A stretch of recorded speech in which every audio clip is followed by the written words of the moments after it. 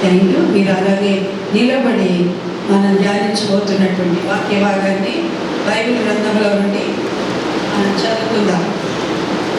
మనం ధ్యానిస్తున్నటువంటి చివరి పుస్తకమైనటువంటి ప్రకటన గ్రంథాన్ని మనము ధ్యానిస్తూ ఉన్నాం.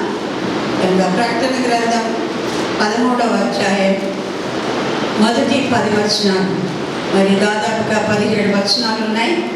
మరి సమయాన్ని బట్టి పూర్తి అధ్యాయాన్ని మనం ధ్యానించుకోవచ్చు, లేదంటే 10 వచనాల వరకు మనం ధ్యానించుకుందాం. ఒక వచనం నేను చదువుతాను, ఒక వచనం నేను చదవలసిందిగా కోరుతున్నాను.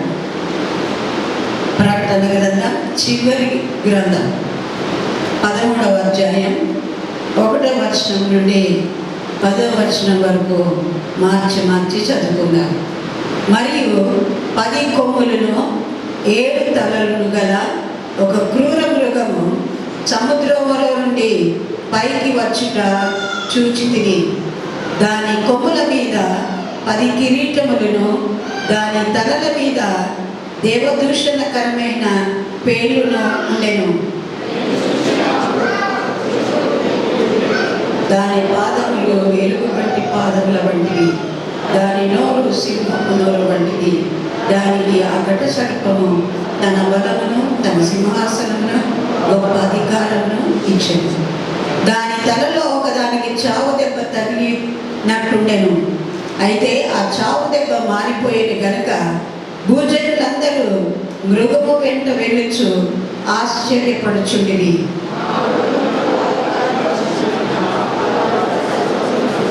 మరియు ఆ మృగముతో సాటి ఎవడు, దానితో యుద్ధం చేయగలవాడెవడు అని చెప్పుకొచ్చు ఆ మృగములకు నమస్కారం చేసేది.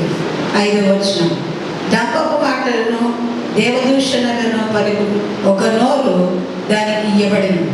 మరియు 42 నెలలు తన కార్యము జరప అధికారం దానికి ఏర్పాటాయను. ఆయన నామమును, ఆయన గుడారమును, పరలోక నివాసులను దూషించటను అది తన నోరు తెరచను. మరియు పరిశుద్ధులతో యుద్ధం చేయను, వారిని జయింపను దానికి అధికారం ఇవ్వబడెను. ప్రతి వంశము మీదను, ప్రతి ప్రజ మీదను, ఆయా భాషలు మాట్లాడే వారి మీదను, ప్రతి జనము మీదను అధికారం దానికి ఇవ్వబడెను. అనగా జగదుత్పత్తి మొదలుకొని వధింపబడి ఉన్న గొర్రెపిల్ల యొక్క జీవ గ్రంథము ముందు ఎవరి పేరు రాయబడలేదో వారు ఆ మృగమునకు నమస్కారం చేయుదురు. 9వ వచనం. ఎవడైనా చెవి గలవాడైతే వినును గాక. 10వ వచనం అందరం కలిసి చదువుకుందాం. తెరపట్టబడని వినడలా వాడు చెరలోనికి పోవును. ఎవడైనా ఖడ్గం చేత చంపినడలా వాడు ఖడ్గం చేత చంపబడవలను.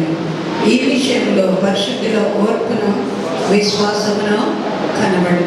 దేవుడు ఈ పరిశుద్ధ వాక్యాన్ని మన ఆత్మీయ మేలు నిమిత్తమై దీవించుగాక.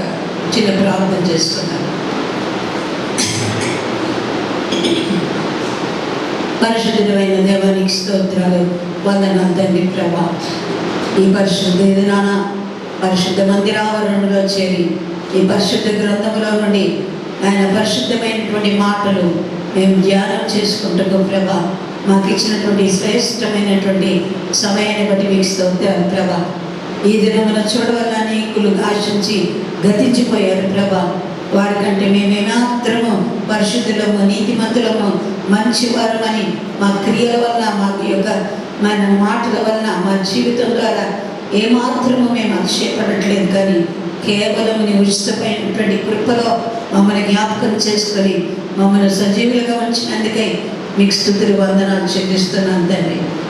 సజీవుడైనటువంటి దేవుడు ప్రభా, నీ మాటలు పరిశుద్ధమైనవి, జీవం కలిగినటువంటి మాటలు ప్రభా.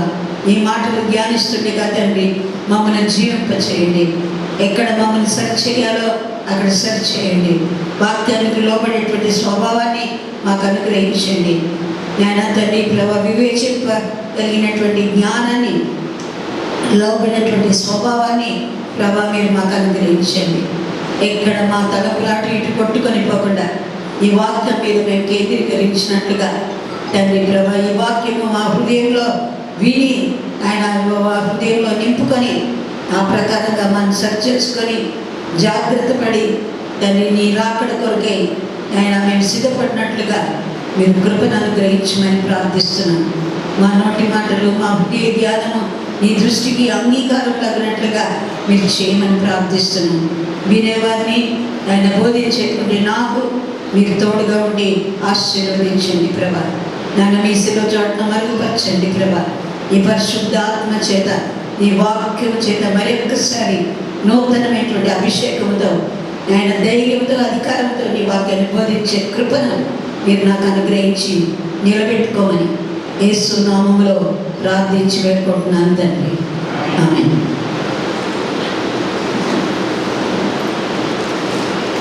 గత కొన్ని వారాలుగా మన ఈ ప్రకటన గ్రంథాన్ని మనం ధ్యానం చేస్తూ వస్తున్నాం. మరి 13వ అధ్యాయం వరకు ఈ వాక్యాన్ని మనం ధ్యానించుకున్నాం. కాబట్టి 13వ అధ్యాయం ఈ దినమున ధ్యానం చేసుకుంటకు దేవుడు ఇచ్చినటువంటి కృప కొరకై నేను దేవుని స్తుతిస్తున్నాను.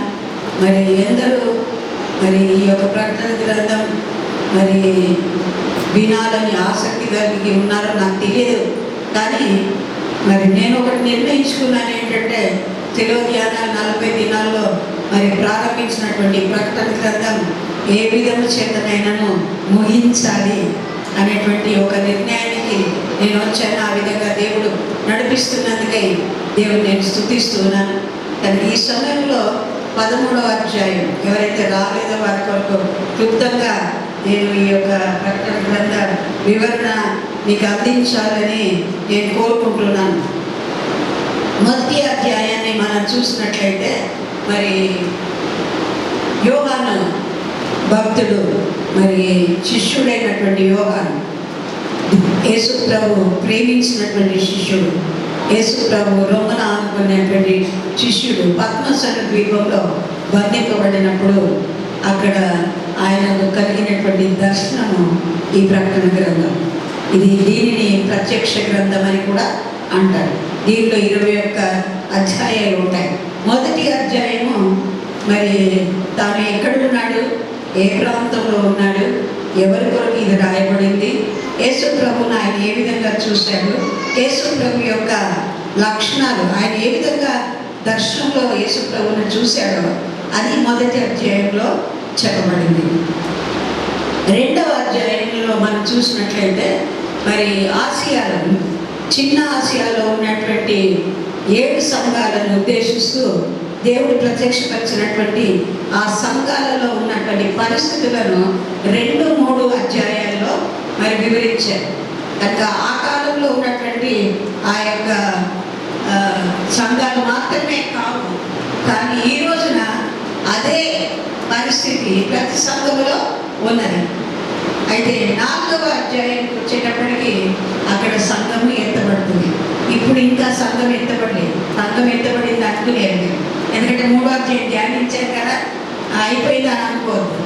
5వ అధ్యాయాన్ని మరి 4-5 చూసినట్లయితే అక్కడ మరి దేవుని పరలోకంలో ఆరాధన, పరలోకంలో ఏం జరుగుతుంది, సంఘం వెళ్ళిన తర్వాత ఏం జరుగుతుంది అనే విషయాలు జ్ఞాపకం చేసుకోవచ్చు. అది 5వ అధ్యాయము చివరి భాగంలో 7 ముద్రలు గల గ్రంథాన్ని మరి విప్పటము, దానికి యోగ్యుడైనటువంటి వాడు ఎవరు అనేటువంటి ప్రశ్న వచ్చినప్పుడు మరి యేసు ప్రభు యెషయి మొద్దు నుండి చిగురించినటువంటి మరి ఆ యొక్క మొద్దు నుండి మరి పుట్టెనని, మరి ఆయన మాత్రమే యోగ్యుడని అక్కడ తెలుపబడింది. 6వ అధ్యాయానికి వచ్చినప్పుడు ఆ యొక్క ముద్రలు గల పుస్తకాన్ని విప్పుటకు యోగ్యుడైనటువంటి వాడు విప్పినప్పుడు మరి 7 ముద్రలు, 7 బూరలు, 7 పాత్రలు మరి భూలోకం మీదకి పంపబడ్డాయి, కుమ్మరించబడ్డాయి. అవన్నీ కూడా శ్రమలు. మొదటి శ్రమ, రెండవ శ్రమ, 3వ శ్రమ అని చెప్తూ ఉంటారు. 3వ శ్రమ అంటే 2వ భాగం మహాశ్రమలు అన్నమాట. అక్కడ మనం చూసినట్లయితే మరి మొదటి శ్రమ ఎప్పుడు గతించిపోతుంది అని మనం చూసినట్లయితే 8వ అధ్యాయం 9వ అధ్యాయం 11 వరకు మనం చూసినట్లయితే మొదటి శ్రమ, రెండవ శ్రమ 9వ అధ్యాయం 12వ వచనం నుండి 11వ అధ్యాయం 13వ వచనం వరకు. అయితే మూడవ శ్రమ మరి ఇప్పుడు మనం ధ్యానించబోతున్నాం రాబో దినాల్లో. కనుక 7వ ముద్ర మరి విప్పబడుతున్నప్పుడు జరుగుతున్నటువంటి ఇది 11వ అధ్యాయం 10వ అధ్యాయంలో మరి చిన్న పుస్తకాన్ని తీసుకొని తినమంటాడు. ఆ చిన్న పుస్తకం తిన్నప్పుడు అది నోటికి రుచిగా ఉంది, కానీ కడుపులోనికి వెళ్ళినప్పుడు అది చేదుగా ఉంటుంది. అది కూడా శ్రమకు సాదృశ్యంగా ఉన్నట్లు మనం చూస్తున్నాం. 11వ అధ్యాయంలో 13వ వచనం వరకు ఇద్దరు సాక్షులు మరి భూలోకంలోనికి వారు వచ్చినప్పుడు వారు దేవుని గురించినటువంటి సువార్తను మళ్ళీ ప్రకటిస్తారు. 42 నెలలు 3.5 సంవత్సరాలు మొదటి శ్రమల కాలంలో ఇది జరుగుతుంది. కాబట్టి చివరిగా సువార్త అందించబడేటువంటి పరిస్థితి. ఎవరైతే మిగిలి ఉంటారో, ఎవరైతే ఎత్తబడకుండా ఉంటారో వారి కొరకు సువార్త వినబడుతుంది అన్నమాట. ఆ తర్వాత 11వ అధ్యాయం 14వ వచనం నుండి 7వ బూర అక్కడ పరలోకంలో దేవుని ఆలయం ఉన్నట్లు చూస్తారు. 12వ అధ్యాయం 1 నుండి 6 వచనాలు ఒక స్త్రీ కనబడుతుంది. ఆ స్త్రీ ఇశ్రాయేలు దేశానికి సాదృశ్యం. ఆ తర్వాత 12వ అధ్యాయం 7 నుండి 9 వరకు చూసినట్లయితే ఘట సర్పము అని చెప్పబడుతుంది. ఆ ఘట సర్పము ఎవరు అంటే అపవాది, సాతాను, మోసపుచ్చువాడు, నేరములు మోపువాడు, అబద్ధికుడు అని వాడికి పేరు. 12వ అధ్యాయం 13 నుండి 17 వరకు చూసినట్లయితే స్త్రీని హింసించుట కనుక ఇశ్రాయేలు ప్రజలకు కలిగేటువంటి శ్రమలు.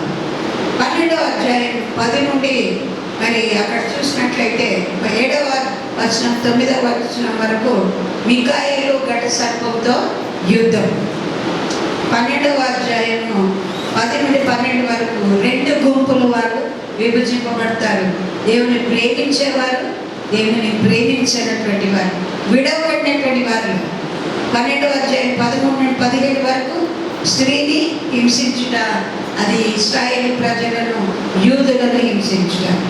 ఇప్పుడు మనము మరి 13వ అధ్యాయం 1వ వచనం నుండి 10వ వచనం వరకు మనం ధ్యానించుకోవాలని నేను కోరుతూ ఉన్నాను. కనుక మనం చూసినట్లయితే 12వ అధ్యాయంలో ఘట సర్పము అంటే మెయిన్ యాంటీ, అంటే దేవునికి వ్యతిరేకంగా పనిచేసేటువంటి లూసిఫర్ ముందు ప్రధాన దూతగా ఉండేను. ఆ తర్వాత భూలోకంలోనికి మరి అది పడద్రోయబడినప్పుడు అక్కడి నుండి దేవునికి వ్యతిరేకంగా పనులు జరిగించడము మనం చూడగలుగుతున్నాం. కనుక 13వ అధ్యాయాన్ని కూడా మనం 3 భాగాలుగా విభజించుకోవచ్చు. మరి 13వ అధ్యాయం 1 నుండి 10 వరకు అక్కడ ఉన్నటువంటి మరి క్రూర మృగము అని చెప్పబడుతుంది. ఈ క్రూర మృగము దేనికి సాదృశ్యంగా ఉన్నది అంటే యాంటీ క్రైస్ట్, అంత్యక్రీస్తు, యేసు ప్రభువుకు వ్యతిరేకంగా పనిచేసేటువంటి ఒక దుష్ట శక్తి. రెండవది భాగము 13వ అధ్యాయం 11 నుండి 15వ వచనం వరకు మరి యొక్క క్రూర మృగాన్ని మనం చూడగలుగుతున్నాం. ఆ రెండవ క్రూర మృగం ఎవరు అంటే మరి అబద్ధపు ప్రవక్త. 13వ అధ్యాయము మరి 16-17 వచనాల్లో మరి అపవాదికి లేదా యాంటీ క్రైస్ట్కి, అంత్యక్రీస్తుకు ఒక పేరుంది. ఆ పేరు సంఖ్యలతో మరి నిర్ణయిస్తాడు. ఆ సంఖ్య కానీ ఆ ముద్ర కానీ మనుషుల మీద, నొసటి మీద వేస్తాడు. కాబట్టి ఇవన్నీ ఈ అధ్యాయంలో మనము ధ్యానించబోతున్నాం అన్నమాట. కనుక ప్రకటన గ్రంథం 1వ అధ్యాయం నుండి 10 వచనాలు ముందు ధ్యానం చేసుకుందాం. ఆ తర్వాత టైం ఉంటే 2వ భాగాన్ని కూడా మనం ధ్యానం చేయడానికి వీలవుతే చేద్దామని మీకు తెలియజేస్తున్నాను. ప్రకటన గ్రంథం 13వ అధ్యాయం మొదటి వచనంలో మనం చూసినట్లయితే, మరియు 10 కొమ్ములను 7 తలలు గల యొక్క క్రూర మృగము సముద్రములో నుండి పైకి వచ్చుట చూచితిని. ఈ క్రూర మృగం ఎక్కడి నుండి వచ్చిందండి? సముద్రంలో నుండి పైకి వచ్చింది. కనుక సముద్రంలో నుండి పైకి వచ్చినటువంటి ఈ యొక్క మరి క్రూర మృగము మనం మృగమని, జంతువు అని అనుకోవడానికి వీలేదు. అది ఒక మనిషి అన్నమాట, క్రూరమైనటువంటి మనిషి. కాబట్టి ఆ క్రూరమైనటువంటి మృగముతో పోలుస్తూ ఉన్నాడు అన్నమాట. కనుక ఈ యొక్క క్రూర మృగానికి ఉన్నటువంటి డిస్క్రిప్షన్, ఆ యొక్క ఆకారము, ఆయన యొక్క చూస్తే ఏ విధంగా కనబడతాడు ఆ క్రూర మృగం అనగా 10 కొమ్ములను 7 తలలను, 10 కొమ్ములకు 10 కిరీటములు, దాని తలల మీద దేవదూషణకరములైన పేర్లు ఉండెను. దాని పాదములు ఎలుగుబంటి పాదములు, దాని నోరు సింహము నోరు వంటిది. కనుక ఒకవేళ మనం ధ్యానం చేసుకున్నట్లయితే, ఇది మామూలుగా మనం ధ్యానించినట్లయితే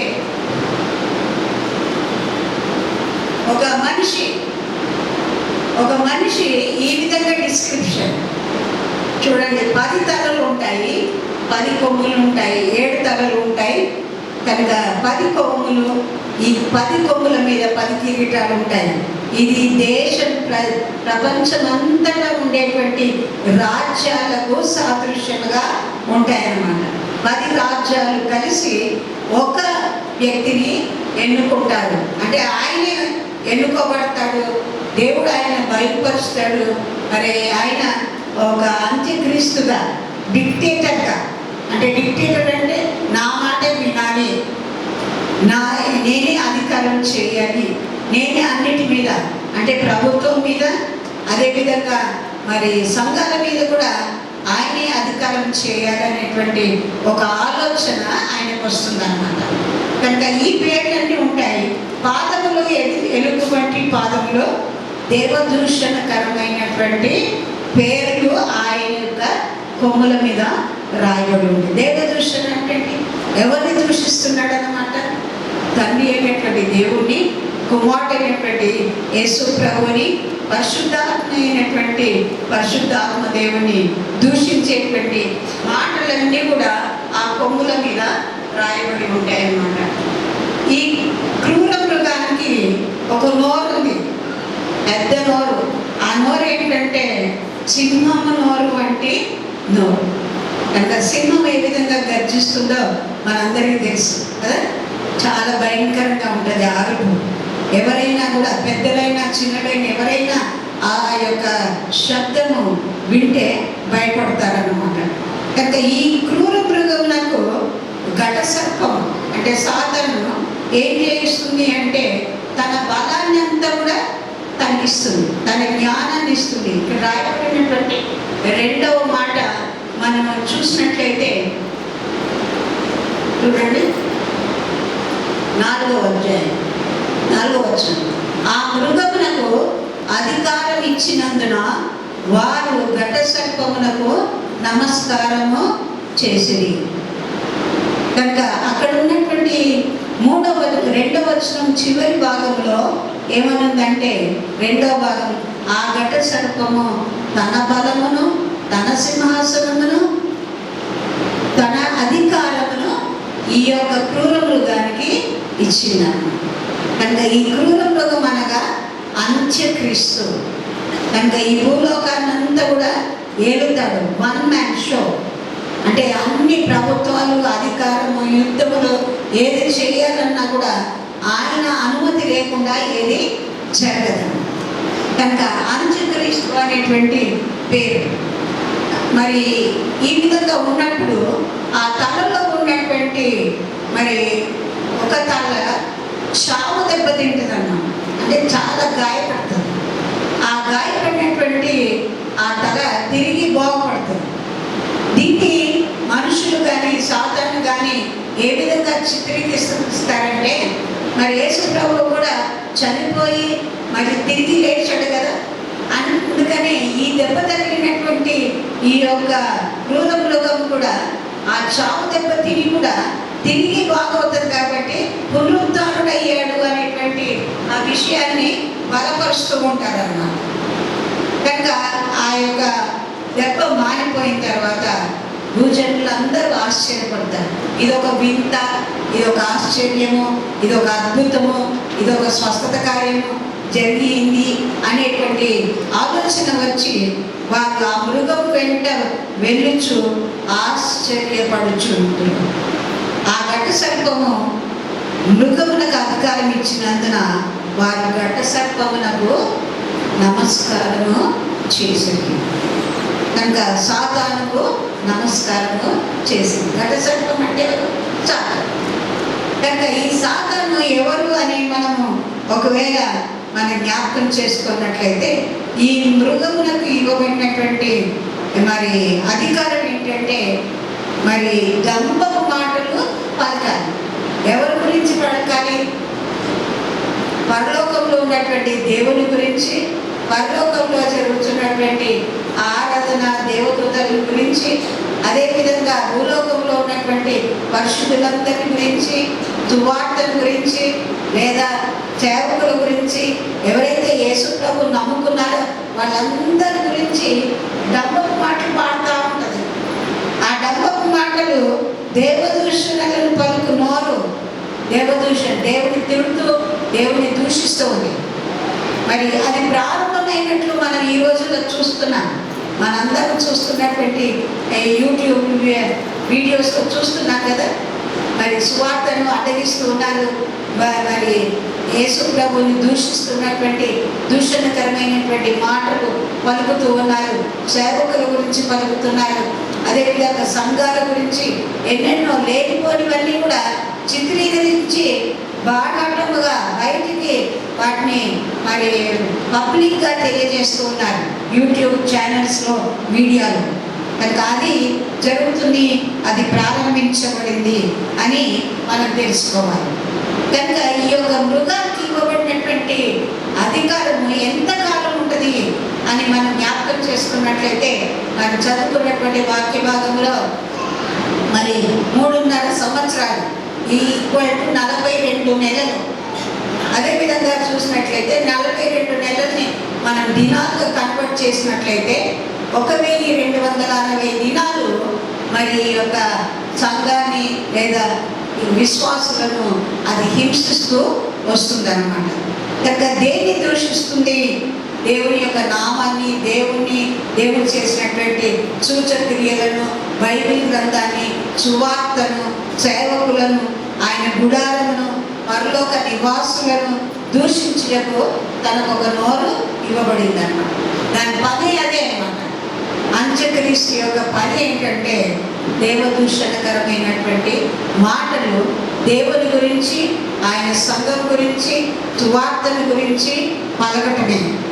కనుక ఆ తర్వాత మనం చూసినట్లయితే పరిశుద్ధులతో యుద్ధము చేయుటకు వారిని జయింపను దానికి అధికారం ఇచ్చాడు. అంటే దానికి అధికారం కూడా ఉంది, యుద్ధం చేయొచ్చు, అది జయించవచ్చు కూడా. కనుక అది చేసేటువంటి పని 7వ వచనంలో మనం చూసినట్లయితే ప్రతి వంశము మీదను, ప్రతి ప్రజ మీదను, ఆయా భాషలు మాట్లాడు వారి మీదను, ప్రతి జనము మీదను అధికారం ఇయ్యబడెను. 8వ వచనం భూనివాసులందరూ అనగా జగదుత్పత్తి మొదలుకొని వధింపబడి ఉన్న గొర్రెపిల్ల యొక్క జీవ గ్రంథము అందు ఎవరి పేరు రాయబడలేదో, ఎవరి పేరు రాయబడలేదో వారు ఆ మృగమునకు నమస్కారము చేయుదురు. కనుక ఎవరు భూలోకంలో ఉన్నటువంటి వారు ఎవరు ఆ అధికారం కిందికి వస్తారంటే మనం అనుకోవటం ఏంటంటే మనం చూస్తున్నటువంటి పరిసరాలు మాత్రమే అనుకుంటాం. అది కాదు. కానీ ప్రపంచమంతా ప్రతి దేశంలో నుండి, ప్రతి ప్రజలో నుండి, ఆయా భాషలు మాట్లాడే వారి నుండి ఒక జాతి అని, ఒక వంశం అని, ఒక గోత్రం అని ఏది లేదు. అందరినీ అది శోధించడానికి దానికి అధికారము ఇవ్వబడింది. కనుక మరి ఇండియాలోనే కాదు, ఇతర దేశాల్లో కూడా ఇది మొదలైంది, ప్రారంభమైంది. కానీ ఇంకా అంత్యక్రీస్తు బయలుపరచబడలేదు, ఇంకా బయటికి రాలేదు.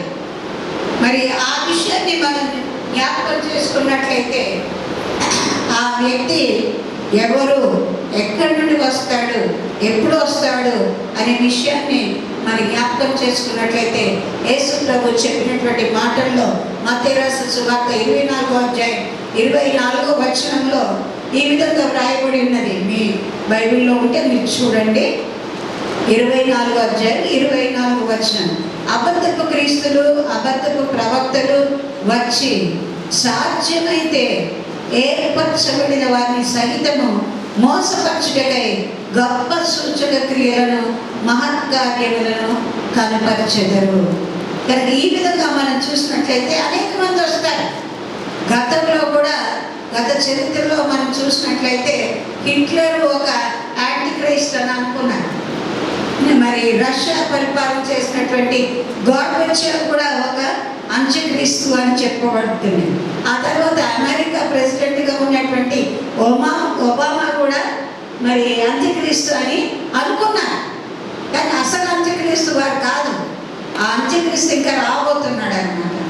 ఎప్పుడు వచ్చును, ఎప్పుడు వస్తాడు అంటే సంఘము ఎత్తబడిన తర్వాత, పరిశుద్ధాత్ముడు ఈ లోకంలో నుండి పరలోకమునకు ఆరోహణుడైన తర్వాత, పరిశుద్ధులందరూ కూడా ఆరోహణులైన తర్వాత, పరిశుద్ధాత్మ ఎప్పుడైతే ఇక్కడ ఉండదో అప్పుడు వాడికి ధైర్యం వస్తుంది, వాడు ఈ లోకంలో అనేకులను మోసగించడానికి.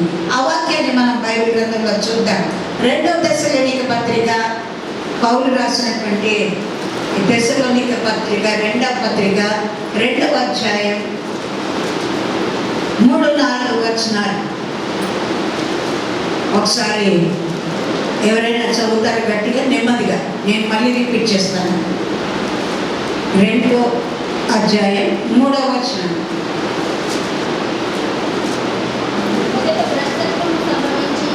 వినబడట్లేదు,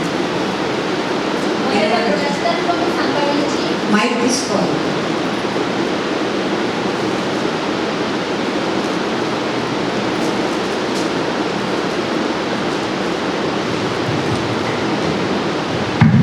నేనే చదువుతాను.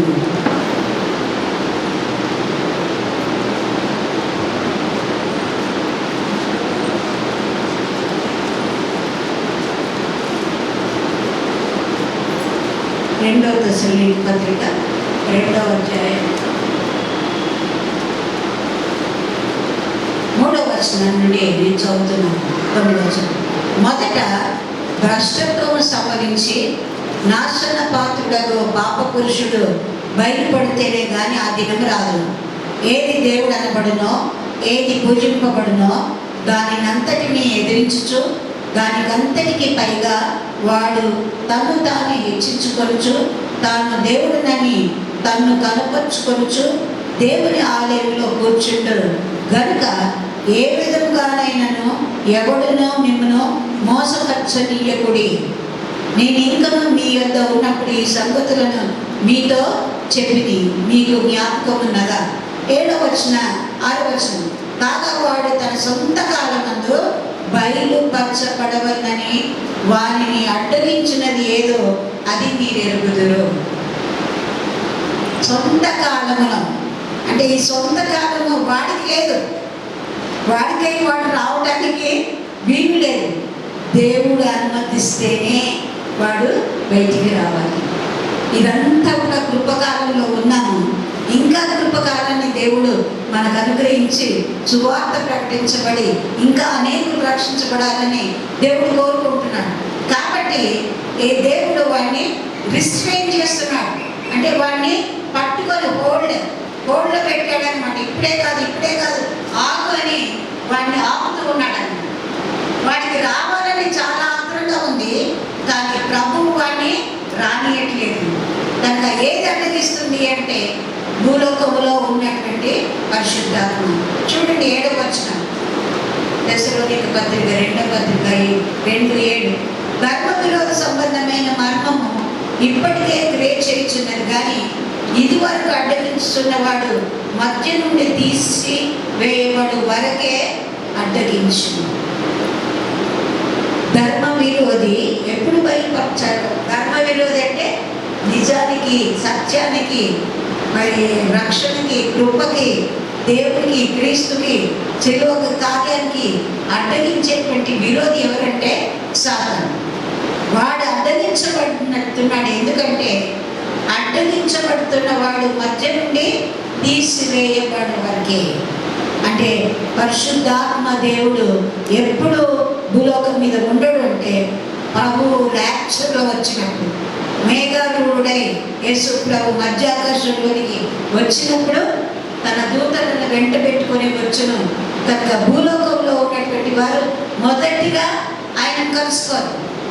నీతిమంతులుగా రక్షించబడి చనిపోయినటువంటి సమాధులు ముందు తెరవబడతాయి. వారి ముందు దేవుణ్ణి ఎదుర్కొంటారు. వారితో పాటు మనం వారిని వెంబడిస్తూ ఆకాశంలోనికి, మేఘముల మీదకి కొనిపోబడతాం. కనుక రక్షించబడి ఉంటేనే, రక్షించబడి ఉండి పాపములను ఒప్పుకొని పశ్చాత్తాపడి మారు మనసు పొంది బాప్తిజం తీసుకొని ఆ యొక్క భక్తి జీవితంలో మనం కొనసాగుతూ ఉండి దేవుని ప్రేమిస్తూ, దేవుని వాక్యాన్ని ప్రేమిస్తూ, దేవుని సహవాసాన్ని ప్రేమిస్తూ, మరి అందరితో కలిసి దేవుని ఆరాధిస్తూ ఉన్నప్పుడు అది మనకు అర్హతగా ఇవ్వబడుతుంది. మనం ఎత్తబడే సంఘంలో ఉండగలుగుతాం. కనుక అంతవరకు కూడా ఈ యొక్క ధర్మ విరోధి అనేటువంటి ఈ అంత్యక్రీస్తు బయలుపరచబడదు అనే విషయాన్ని మనం జ్ఞాపకం చేసుకోవాలి. ఆ తర్వాత మనం చూసినట్లయితే ఈ యొక్క అంత్యక్రీస్తు ఎవరై ఉంటారు అని మనం అనుకుంటే, ఎవరు అనుకుంటారంటే మన ఇండియా దేశంలో ఎవరో ఒకరు అనుకుంటాను, లేదా మన సంఘంలో ఎవరో ఒకరు అనుకుంటాను. అది కూడా నిర్ణయించబడింది. అది కూడా నిర్ణయించబడింది. ఒకసారి మనం చూసినట్లయితే ఈ అంత్యక్రీస్తు యూదులలో నుండే వస్తాడు. ఎవరిలో నుండి వస్తాడంటే యూదులలో నుండి వస్తాడు. యూదులలో ఉన్నటువంటి 12 గోత్రముల నుండి ఒక గోత్రంలో నుండి వస్తాడు. కనుక ఆయన యూదుడై ఉంటాడు. యూదుడై ఉండి కూడా యెరూషలేములో నివసించేవాడు కాదు, బబులోను దేశంలో నివసించేవాడై ఉంటాడు. ఎందుకంటే మరి ఆ టైటస్ చక్రవర్తి కాలంలో మరి యెరూషలేము అంతా కూడా మరి వాళ్ళు యుద్ధం చేసి గెలిచినప్పుడు ఆ యెరూషలేము దేవాలయాన్ని, పట్టణాన్ని అంతా కూడా కాల్చివేసినప్పుడు యూదులందరూ కూడా ఆయా దేశాలకు, ఆయా ఖండాలకు వాళ్ళు పారిపోయారు. ఆ విధంగా వెళ్ళినటువంటి వారిలో మరి ఈ గోత్రంలో ఉన్నటువంటి వారు కూడా బబులోను దేశంలోకి వెళ్తారు. అక్కడ వాళ్ళు యూదులుగానే ఉంటారు. ఆ గోత్రం పేరే వారు భరిస్తూ ఉంటారు. కాబట్టి ఆ గోత్రంలో నుండి ఎప్పుడైతే బయలుపరచబడతాడో అప్పుడు ఆయన సమయం వస్తుందో అప్పుడు యెరూషలేము దేవాలయానికి, పట్టణానికి వస్తాడన్నమాట. కనుక యూదులలో నుండే వస్తాడు. కనుక ఒకసారి మనం జ్ఞాపకం చేసుకున్నట్లయితే ఆదికాండం ఒకసారి మనం చూసినట్లయితే ఆదికాండము 49వ అధ్యాయం 17వ వచనం. అక్కడ ఒక గోత్రం గురించి రాయబడింది. యాకోబుకు ఉన్నటువంటి 12 మంది కుమారులలో మరి ఒక కుమారుని గురించి ఈ విధంగా రాయబడి ఉంది. దాను త్రోవలో సర్పముగాను, దారిలో కట్లపాముగాను ఉండెను. అది గుర్రపు మడిమెలు కరచును, అందువలన ఎక్కువవాడు వెనుకకు పడును. కనుక ఇక్కడ దాను ఎవరంటే యాకోబు కుమారుల్లో ఒకడు. కనుక ఈ దాను గోత్రంలో నుండి ఈ అంత్యక్రీస్తు వస్తాడు. ఎందుకంటే స్పష్టంగా చెప్పబడినటువంటి 2 మాటలు అంటే సర్పము అని చెప్పబడింది, కట్లపాము అని చెప్పబడింది. కనుక ఈ అంత్యక్రీస్తు దాను గోత్రంలో నుండి వస్తాడు అనేటువంటి విషయాన్ని మనం నిర్ధారణగా తెలుసుకోవచ్చు. ఒకవేళ ఎత్తబడే సంఘములో మరి ఈ యొక్క గోత్రం ఉంటుందా అని మనం గమనించినట్లయితే ప్రకటన గ్రంథం 7వ అధ్యాయానికి మనం వెళ్తాం. ఒకసారి ప్రకటన గ్రంథం అధ్యాయం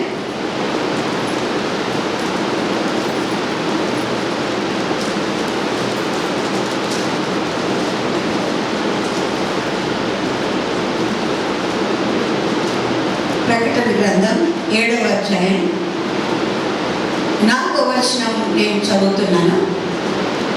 మరియు ముద్రింపబడిన వారి లెక్క చెప్పగా వీటిని ఇశ్రాయేలీయుల గోత్రములన్నిటిలో ముద్రింపబడిన వారు 144,000 మంది. ఇది శ్రమల కాలంలో జరిగేటువంటి రక్షణ కార్యము, వారు రక్షించబడతారు. కనుక ప్రతి గోత్రములో నుండి 14,000 మంది రక్షించబడతారు. కనుక నేను చాలా క్లుప్తంగా పేర్లు చదువుతాను, ఏ పేరు లేదో మీరు చెప్పాలి. 5వ వచనం యూదా గోత్రము, అదే వచనంలో రూబేను గోత్రం, ఆషేరు గోత్రం, నఫ్తాలి, మనష్షే, షిమ్యోను, లేవి, ఇశ్శాఖారు, జెబులూను, యోసేపు, బెన్యామీను.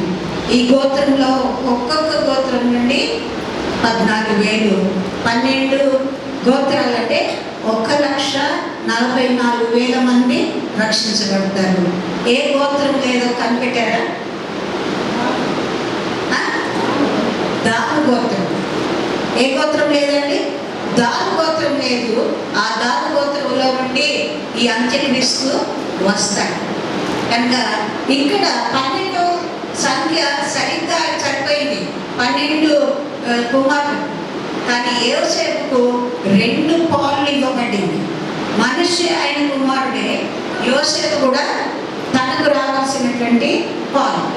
కనుక దేవుడు యోసేపును 2 ఆశీర్వదించి తన కుమారులలో ఒక కుమారుడైనటువంటి మనిషిని గోత్రంగా మరి పరిగణించి వారికి ఆధిక్యత ఇచ్చాడు. కానీ దాను గోత్రము తప్పిపోయినట్లు మనము చూడదు. అర్థమైంది కదండి? ఎక్కడి నుంచి వస్తాడు అంత్యక్రీస్తు? దాను గోత్రంలో నుండి వస్తాడు. కనుక ఆ దాను గోత్రము మరి ఆ యొక్క ఎత్తబడేటువంటి సంఘములో ఉండదు అనేటువంటి విషయాన్ని మనము జ్ఞాపకం చేసుకోవాలి. బబులోనులో పుడతాడు కనుక ఇప్పుడు పుట్టే ఉండొచ్చేమో మనకు తెలియదు. కానీ 30 సంవత్సరాలు దాటిన తర్వాత ఆయన బయలుపరచబడతాడు. యేసు ప్రభు కూడా 30 సంవత్సరాలు అయిన తర్వాత 30, 31, 32, 33 వరకు తన సువార్త పరిచర్య మరి సూచక్రియలు, స్వస్థతలు, సువార్త ప్రకటించడం జరిగించాడు. అదేవిధంగా అంత్యక్రీస్తు కూడా తనకున్నటువంటి వయసులో 30వ సంవత్సరంలో బయలుపరచబడతా ఉంటాడు అన్నమాట. కనుక ఆ అంత్యక్రీస్తు తనకు తానుగా బయలుపరచబడటానికి వీలు లేదన్నమాట. దేవుడు బయలుపరిస్తేనే, దేవుడు అనుమతిస్తేనే వాడు బయటికి రావటానికి వీలుంటాడు. దేవుడు ఎప్పుడైనా తప్పు చేశాడా? కాల పరిమితిలో ఎప్పుడైనా తప్పు చేశాడా? ఎప్పుడు రావాలని నిర్ణయించుంటే ఆ నిమిషంలో, ఆ సెకండ్లో దేవుడు కార్యం చేస్తాడు. నేను అనేక సార్లు మీతో చెప్తూ ఉంటాను, ఐగుప్తు దేశంలో నుండి ఆ రోజున బానిసలుగా ఉన్నటువంటి 430 సంవత్సరాలు బానిసలుగా ఉన్నటువంటి వారు బయటకు వచ్చేటప్పుడు ఆ అర్ధరాత్రి దాటే వరకు కూడా, తెల్లవారి వరకు కూడా దేవుడు ఆగలేదు. ఆ మధ్యరాత్రి వారిని బయలుదేరి చేశాడు. అంటే ఏంటి? దేవుడు సమయాన్ని పాటించేది. దేవుడికి అంటూ ఒక సమయం ఉంది. ఆ సమయం ప్రకారంగా దేవుడు నిర్ణయిస్తాడు.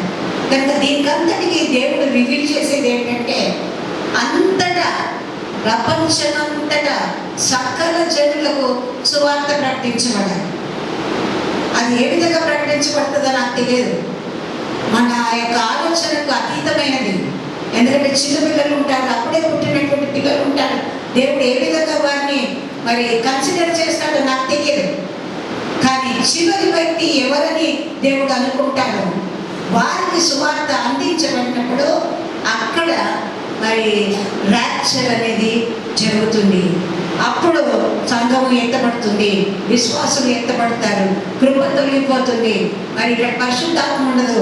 మనకు ఈ విధంగా మరి సంఘంగా కూడుకునేటువంటి అవకాశము, ఆరాధన ఉండదు, సూచక్రియలు ఉండవు, స్వస్థతలు ఉండవు, మనం కూడుకోవటానికి అవకాశం ఉండదు, బైబిల్ గ్రంథం మనకు ఉండదు, కృప తొలగిపోతుంది.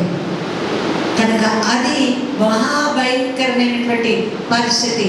కనుక తాను రావాలి అని అనుకున్నటువంటి దేవుడు తన దీర్ఘశాంతం వలన పేతురు రాసినటువంటి 3వ అధ్యాయంలో చెప్తున్నటువంటి మాట ఏంటంటే, ఆయన దీర్ఘశాంతము వలన తన రాకడను గురించి ఆలస్యం చేయుచున్నాడు. అందరూ అపహసిస్తున్నారు, అందరూ హేళన చేస్తున్నారు. యేసుప్రభు వస్తాడు వస్తాడు వస్తాడు, కానీ యేసుప్రభు తన సమయంలో ఆయన రాబోతున్నాడు. ఎందుకంటే కృపకాలానికి దేర్ ఇస్ నో లిమిట్.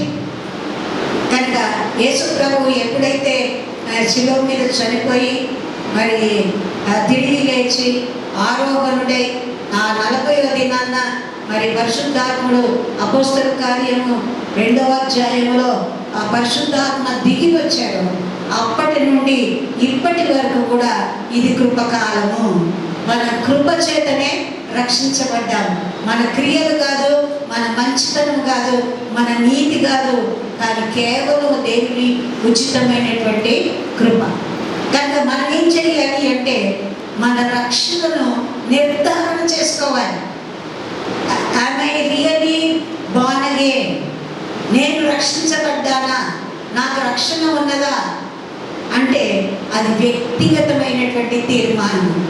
మనం యేసుప్రభువుని సొంత రక్షకుడుగా హృదయంలోనికి చేర్చుకోవాలి, ఆయన అంగీకరించాలి, పాపాలు ఒప్పుకోవాలి, ఆ పాపాలని విడిచిపెట్టాలి, ఆ పాపాలు మళ్ళీ మళ్ళీ చేయకుండా జాగ్రత్త పడాలి. కానీ ఎవ్వరు కూడా they are not at all perfect. బోధించే పాస్టర్లైనా మేమైనా నేనైనా పర్ఫెక్ట్ ఏమీ కాదు, సంపూర్ణులం ఏమీ కాదు, మేము కూడా మనుషులమే. కనుక మానవ స్వభావము పాపం చేసి పడిపోయేటువంటి స్వభావం. కనుక యేసుప్రభు వచ్చే వరకు కూడా మన క్షమాపణ ఉన్నది. కనుక అనుదినము salvation is not one day process, ఒకరోజు జరిగేటువంటి రక్షణ కార్యం కాదు. ప్రతిరోజు కూడా మనం ఆ రక్షణను మనం కొనసాగిస్తూ ముందుకు సాగాలి. అంటే it is a process till the Jesus comes on the air. దేవుడు ఆ మేఘముల మీద వచ్చే వరకు కూడా ఈ రక్షణ మనలో వ్యక్తిగతంగా కొనసాగాలి. నేను ఎప్పుడో రక్షించబడ్డాను, ఎప్పుడో దేవుడిని అంగీకరించాను, నాకు ఇంకేమీ పర్వాలేదు అనుకోవడానికి వీలు లేదు. మన రక్షణను మనము కాపాడుకుంటూ రావాలి, సరి చేసుకుంటూ మనం రావాలి అనేటువంటి విషయాన్ని మనం జ్ఞాపకం చేసుకోవాలి. కనుక ఎక్కడైతే ఈ యొక్క అంత్యక్రీస్తు వస్తాడో అక్కడ ఏం జరుగుతుంది అంటే రిజెక్షన్. యేసు ప్రభువును అంగీకరించారు, తృణీకరిస్తారు, దూషిస్తారు, మాకొద్దు ఈ దేవుడు అని అంటారు. అన్ని మేలు పొందినటువంటి వారే ఆయనకు కృతజ్ఞతలు చెల్లించలేకుండా ఉంటారు. They are not grateful, they are not thankful. కనుక నేనేమై ఉంటున్నానో అది ఏంటి అంటే నేను నా తల్లిదండ్రులు నన్ను పుట్టించారు, నేను అందుకని జీవిస్తున్నాను అనుకోవటానికి లేదు. నీ తల్లిదండ్రులకు కూడా దేవుడు ఇచ్చినటువంటి ఆ యొక్క గర్భఫలంలో నీవున్నావు, దేవుని ప్రణాళికలో నువ్వు పుట్టావు. కనుక ఎవరు మనల్ని సృష్టించారు? దేవుడు. కనుక ఆయన మన సృష్టి అయి ఉన్నాడు. మనము పాపం చేసేటువంటి నైజము మనలో ఉంది. కనుక మనము పశ్చాత్తాపడాలి. ప్రతిరోజు కూడా నేను చాలాసార్లు చెప్తూ ఉంటాను, రాత్రి పడుకునే ముందు చివరి ప్రార్థన చేసుకునేటప్పుడు మనం చేయాలి. ప్రభా ఈ రోజంతా ఏదైనా నీకు వ్యతిరేకంగా నేను మాట్లాడానా, నేను దూషించానా, నీకు అవమానకరంగా జీవించానా, ఎవరికైనా నేను ఏదైనా కీడు చేశానా, ప్రభా నన్ను క్షమించు అని ఆ క్షమాపణ కోరుకొని మనం నిద్రపోవాలి. ఎందుకు? ఒకవేళ ఆ రాత్రి దేవుడు వస్తాడేమో, రాత్రి వస్తాడో పగలు వస్తాడో ఏ జామున వస్తాడో మనకు తెలియదు. కనుక మన సిద్ధంగా ఉండాలి. కనుక ఫస్ట్ అంత్యక్రీస్తు వచ్చేటప్పుడు ఈ యొక్క లోక పరిస్థితులు ఏ విధంగా ఉంటాయంటే రక్షకుని తృణీకరించేటువంటి దినాలు, అపాస్టఫీ అని చెప్తూ ఉంటాడు. అంటే దేవుని దూషించి తృణీకరించారు. ఆయన రక్షణను తృణీకరిస్తారు, శిలువ కార్యాన్ని తృణీకరిస్తారు, ఆయన కార్చినటువంటి రక్తాన్ని తృణీకరిస్తారు, ఆయన వాక్యమైనటువంటి జీవవాక్యమైనటువంటి పరిశుద్ధ గ్రంథాన్ని తృణీకరిస్తారు. ఈ రోజుల్లో మనం చాలా చూస్తున్నటువంటి విషయాలు ఏంటంటే బైబిల్ గ్రంథాలను కాల్చివేస్తున్నారు, వాటిని లేకుండా చేయాలని అనుకుంటారు. వాల్టర్ అనేటువంటి ఒక నాస్తికుడు కూడా చాలా కాలం క్రిందట ఆయన బైబిల్ గ్రంథం లేకుండా చేయాలని ఆయన నాస్తిక గ్రంథాలు చాలా ఆయన ప్రింట్ చేశాడండి. ఆయన సంస్కరణలన్నీ కూడా ఆ పుస్తకాల్లో రాసి ఒక పెద్ద ప్రింటింగ్ ప్రెస్ పెట్టుకున్నాడంట. ఆయన చనిపోయాడు.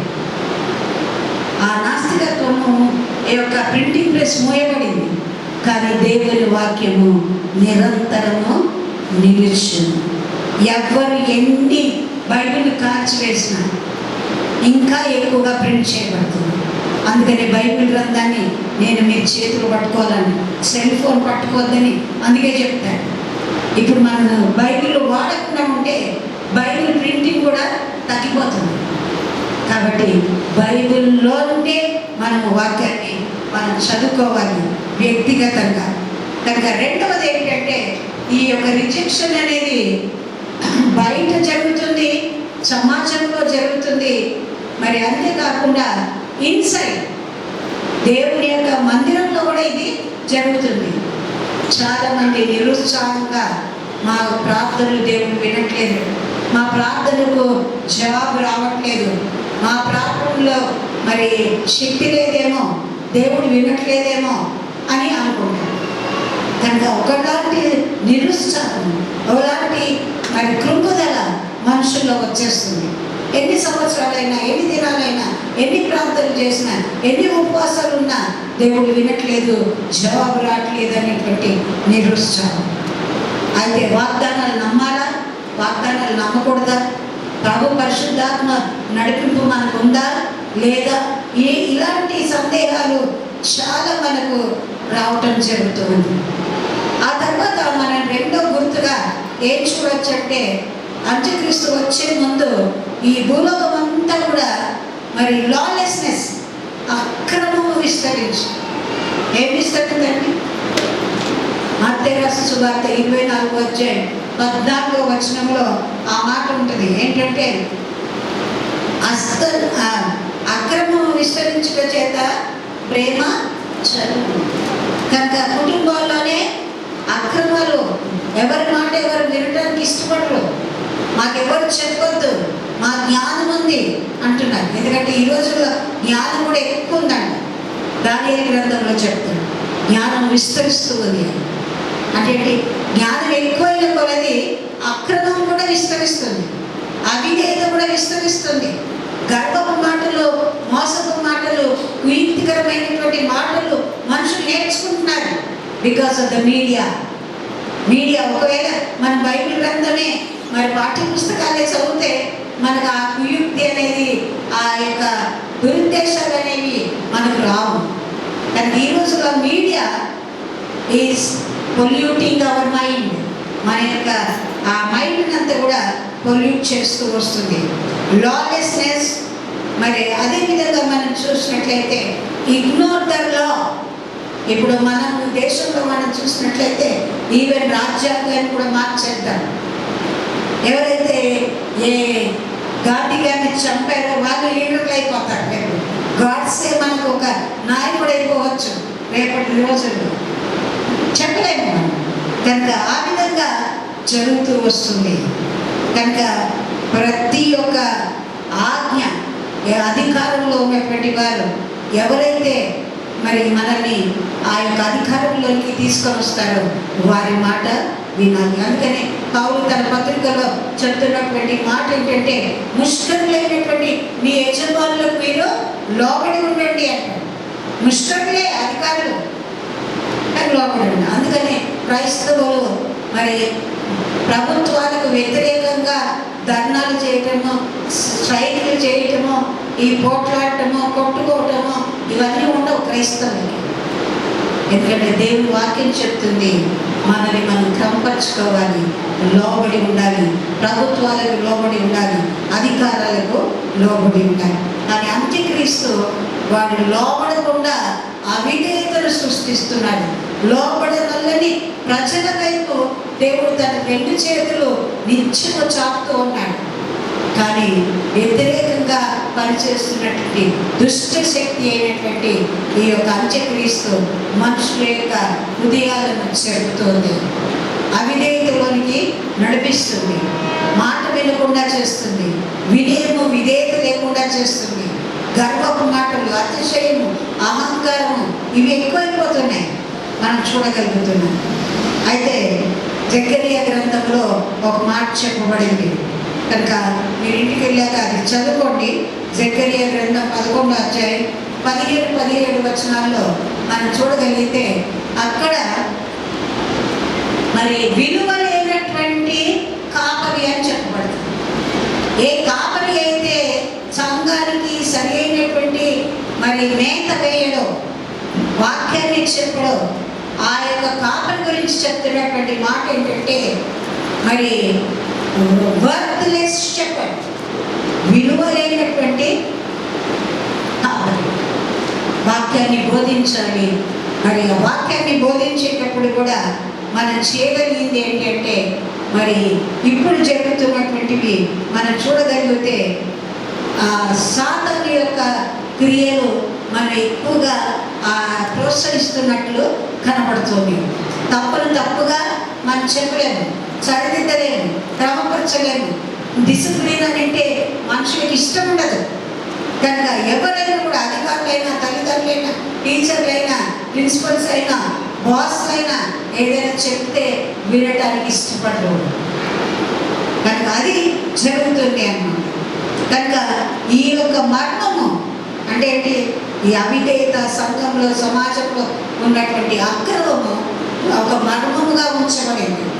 బాగా ఉన్నట్లే కనబడతాము కానీ బాగుండము, విధేయతగా ఉన్నట్లే కనబడతాము కానీ విధేయత ఉండదు. ఆ విధంగా జరుగుతుంది అన్నమాట. కనుక ఈ యొక్క అంత్యక్రీస్తు వచ్చినప్పుడు జరుగుతున్నటువంటి విషయం ఏంటంటే మరి అక్రమము విస్తరింపజేసి అవిధేయతకు నడిపించేటువంటి సమయం. కనుక చాలా కుటుంబాల్లో 2-3 విరోధంగా ఉంటారు అనేటువంటి విషయాన్ని మనం చూడగలుగుతున్నామన్నమాట. కనుక ఆ విధంగా మనం ఈ విధంగా కాపరులు బోధ చేస్తున్నటువంటి వారు ఏ విధంగా బోధ చేస్తున్నారు అనేటువంటి విషయాన్ని మనం గమనించినట్లయితే తప్పుడు బోధలు చాలా వస్తున్నాయి. మన యూట్యూబ్లో చూసినట్లయితే అంతా కూడా బ్లెస్సింగ్ మినిస్ట్రీ అంటే ఏంటి? ఆశీర్వాదాలు ఎట్లా వస్తాయి, దేవుడు ఎట్లా కాపాడతాడు, దేవుడు ఏమేం చేస్తాడు, ఇవి బ్లెస్సింగ్స్ ఏ విధంగా వస్తాయి అని చెప్తాడు. లేదంటే ప్రాస్పెరిటీ గాస్పెల్, మీరు ఆ ధనాభివృద్ధి ఏ విధంగా చేసుకుంటారు, మరి ధనము ఎప్పుడైతే విస్తరిస్తుందో అప్పుడు దేవుడు మిమ్మల్ని ఎక్కువగా ఆశీర్వదించినట్లు అని చెప్తారు. డ్యూయల్ లైఫ్ ఉంటుంది కొందరికి. చర్చిలో ఒక విధంగా ఉంటారు, బయట ఒక విధంగా ఉంటారు. డ్యూయల్ నేచర్ ఉంటుంది ఈ పరిస్థితుల్లో. కనుక మనం చూడగలిగింది ఏంటంటే ఫర్గివ్నెస్ అనేది చెప్పరు. ఎంతసేపు దేవుడు కృపామయుడు కాబట్టి ఆయన క్షమిస్తూ వస్తాడు అనేటువంటి మాటను మనం చెప్తూ ఉంటాం. కానీ ఆయన నీతిగల న్యాయాధిపతి, ఆయన పక్షపాతం లేకుండా తీర్పు తీర్చేటువంటి దేవుడు. ఆయన సాధారణకు తీర్పు తీరుస్తాడు, మరి అంత్యక్రీస్తుకి తీర్పు తీరుస్తాడు, అబద్ధ ప్రవక్తలకు తీర్పు తీరుస్తాడు, కాపరులైనటువంటి మాకు తీర్పు తీరుస్తాడు, అవిధేయులైనటువంటి విశ్వసించే వారికి తీర్పు తీరుస్తాడు, విశ్వాసులకు సంఘంలో ఉన్నటువంటి వారికి కూడా ప్రతి ఒక్కరికి ఆయన తీర్పు తీరుస్తాడు. అది మరి కాపరులు సరిగ్గా చెప్పరు. ఎందుకంటే ప్రేమ, ఫర్గివ్నెస్ అన్నీ చూస్తూ పోవాలి, క్రమపరచకూడదు, శిక్షించకూడదు, దిద్దుబాటు అసహ్యం కదా అది చెప్పకూడదు. అది జరుగుతుందన్నమాట. అంత్యక్రీస్తు వచ్చినప్పుడు సంఘంలో వచ్చినటువంటి మరి ఆ పరిస్థితులు ఈ విధంగా ఉంటాయి అనేటువంటి మాటను చేసుకోవాలి. కనుక ఈ అంత్యక్రీస్తు రాకముందు ఏం జరుగుతుందంటే, చెదిరిపోయినటువంటి ఇశ్రాయేలీలందరూ కూడా ఇశ్రాయేల్ దేశం యెరూషలేములోనికి వెళ్ళిపోతారు. ఏ ఒక్కరు కూడా ఉండటానికి వీలు లేదు. అందరూ వెళ్ళాలి, వారి వారి గోత్రాల ప్రకారంగా జరగాలి. అక్కడ ఆల్రెడీ ఇప్పుడు మందిరం కట్టడానికి అన్ని సిద్ధంగా ఉన్నాయి. మరి మందిరం కట్టబడాలి.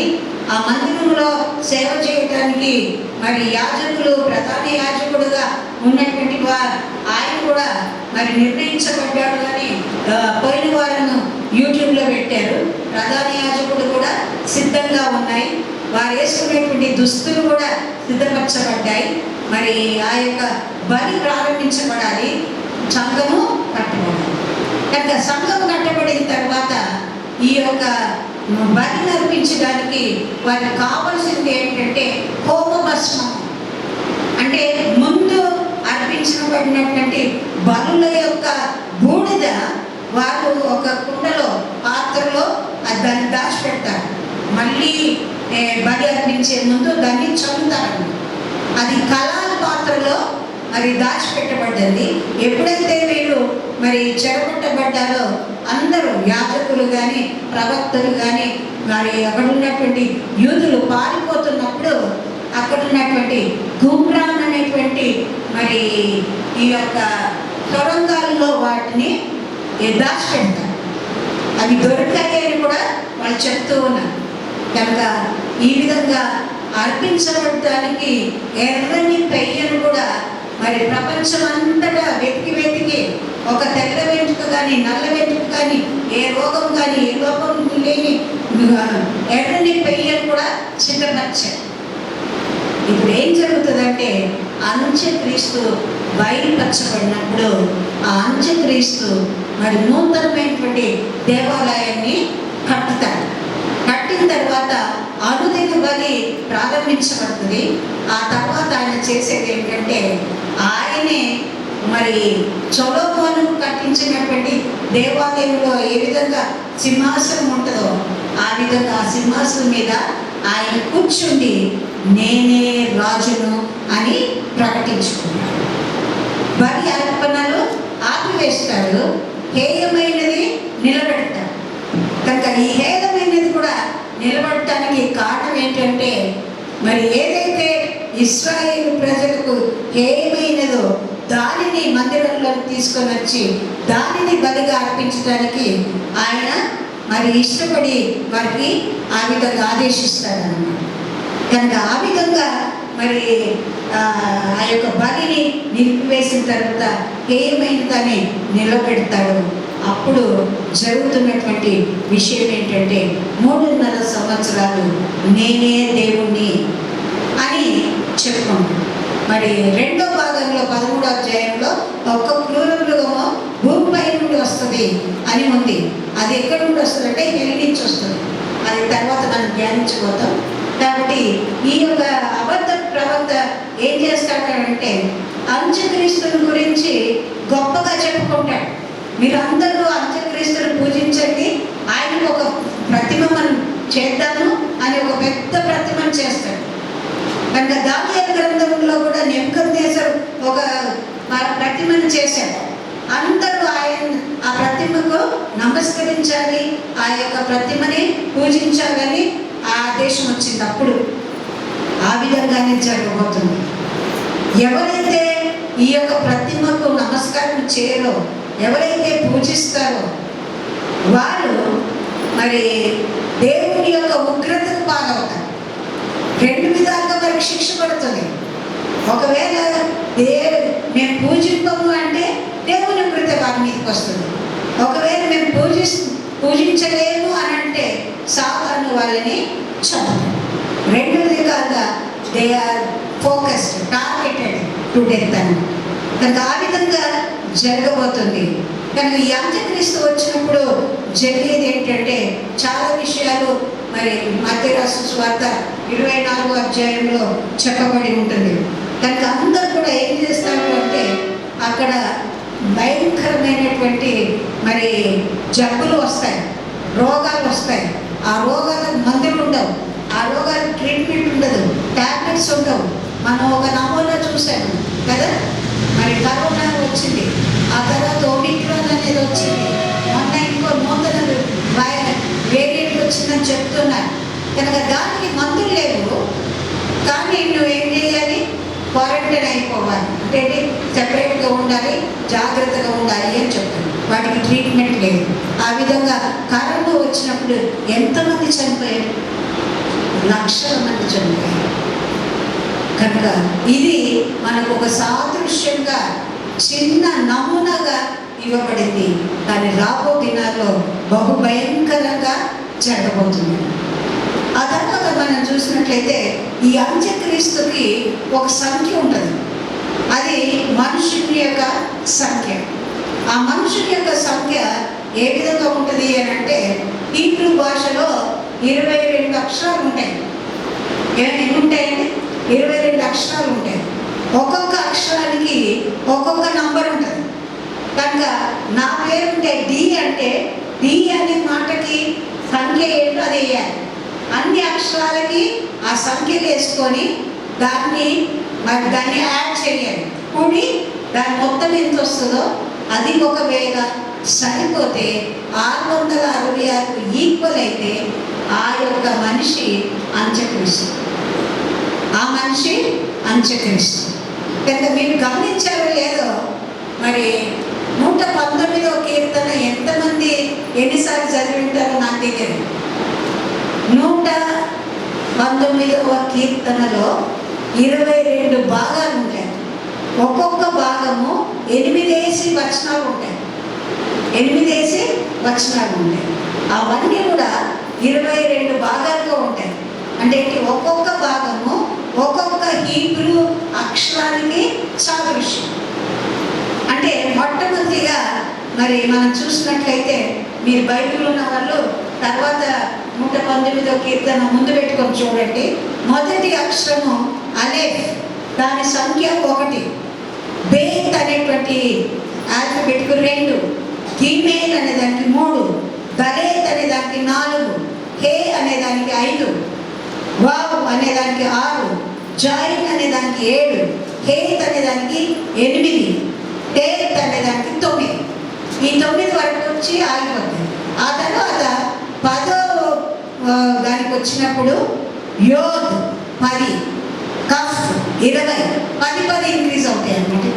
9 తర్వాత ఎన్ని? 20, 10 ఇంక్రీజ్. లామే 30, మేమ్ 40, నూన్ 50, సామే 60, ఆయిన్ 70, హెప్పే 80, సాదే 90 వరకు వచ్చి ఆగిపోతుంది. ఆ తర్వాత కోఫ్ అనేది 100, దాని సంఖ్య, దాని విలువ 100.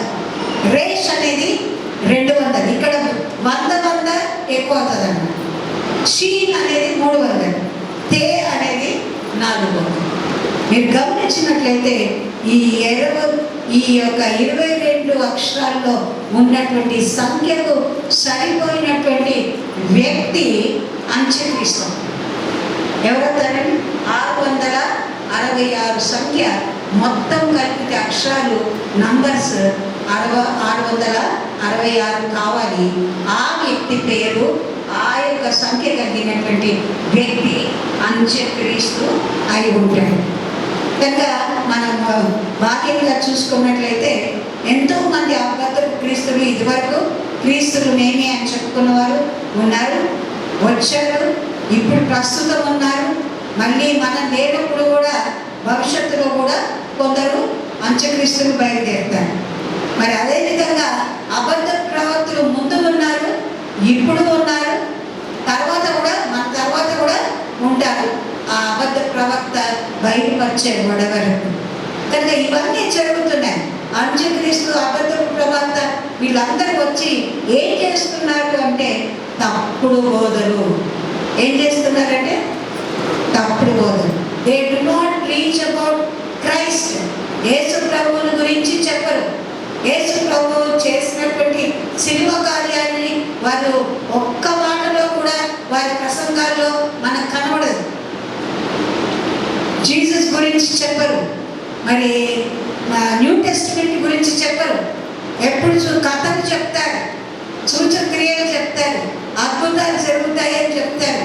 అద్భుతాలు సుత్తలు కావాలంటే దేవుడి దగ్గరికి రావాలి మీరు అని చెప్తారు.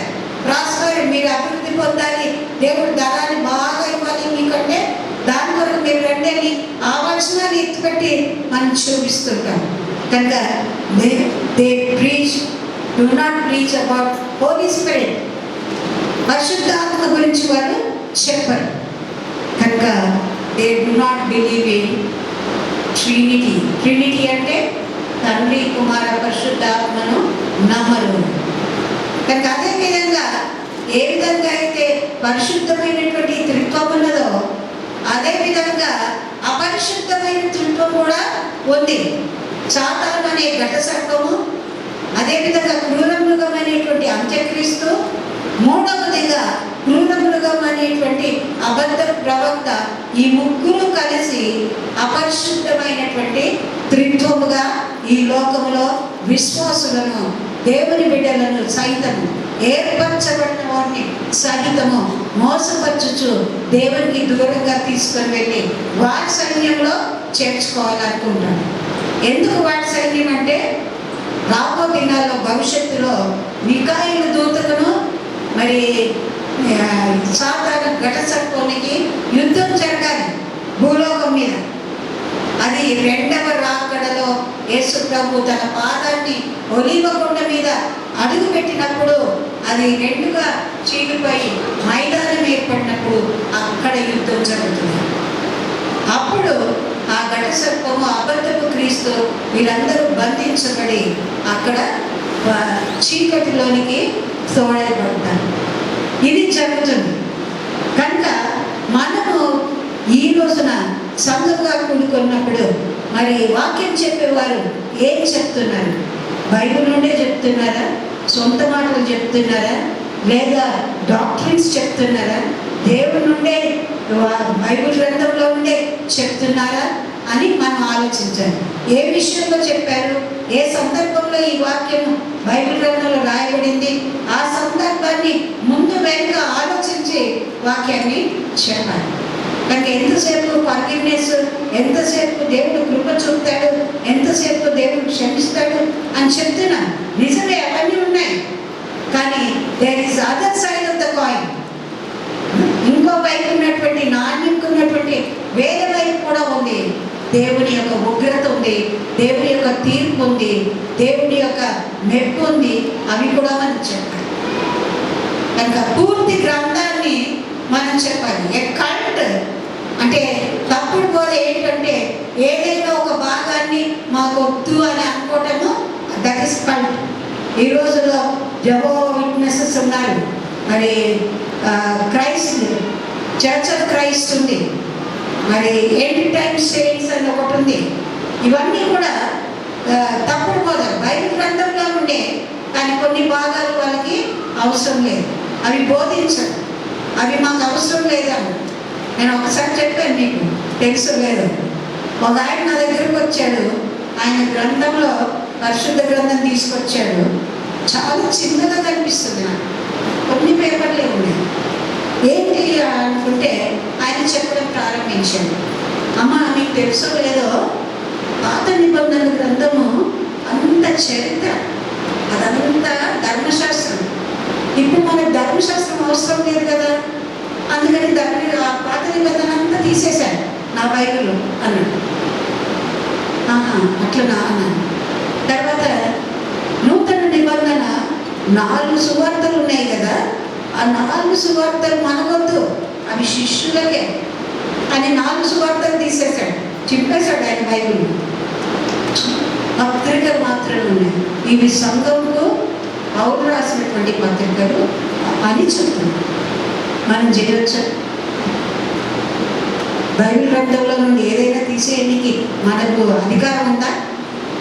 ప్రకటన గ్రంథం 21వ అధ్యాయం 18వ వచనం ఒకసారి చదివి నేను ముగిస్తాను.